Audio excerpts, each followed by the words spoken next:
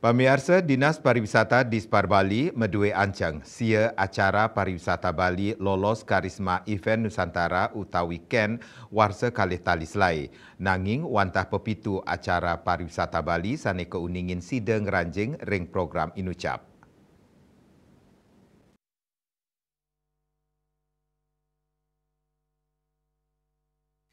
Kuentenan pepitu acara Inucap inggih punika Pesta Kesenian Bali PKB, pemutaran Bay Festival, Lovina Festival, penglipuran Village Festival, Semarapura Festival, Nusa Penida Festival, miwah Ubud Open Studio Festival. Anutin saking surat keputusan Menteri Pariwisata indik penetapan status dase Ken kali talislai tanggal 5 Februari. Raris kali acara pariwisata Bali sanetan lolos kurasi inggih punika Semarak Pandawa saha Jatiluhur Festival. Nampenin kahanan Inucap, Kepala Dispar Bali Cok Bagus Pemayun merasa bangga mawinan papitu saking sia acara pariwisata Bali sane ngeranjing tahap kurasi lolos Ken warsa kali talislai.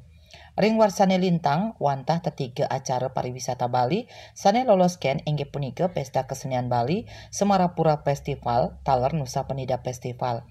Artos nyane panureksan saking tim kurator ring warsane mangkin acara pariwisata Bali wenten panincapan kualitas. Risampun punika mejanten Kementerian Pariwisata pacang ngicen wantuan antuk laksanayang promosi gratis turmaning saking pendanaan mangde sayandangan ngerawin wisatawan ke Bali.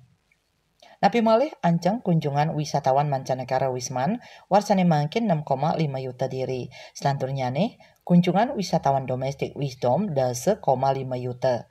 Asa punika taler Cok Bagus Pemayun mausang tetujuan saking program Ken wanta antuk limbakang tur ngelestariang kuentenan budaya-budaya daerah sanika suguhang melarapan pemargin festival mangdane sida kesaksian oleh keramane pamekas wisatawan. Tios punika taler angken incapang ekonomi keramane utamanyane ring widangan genah pemargin acara.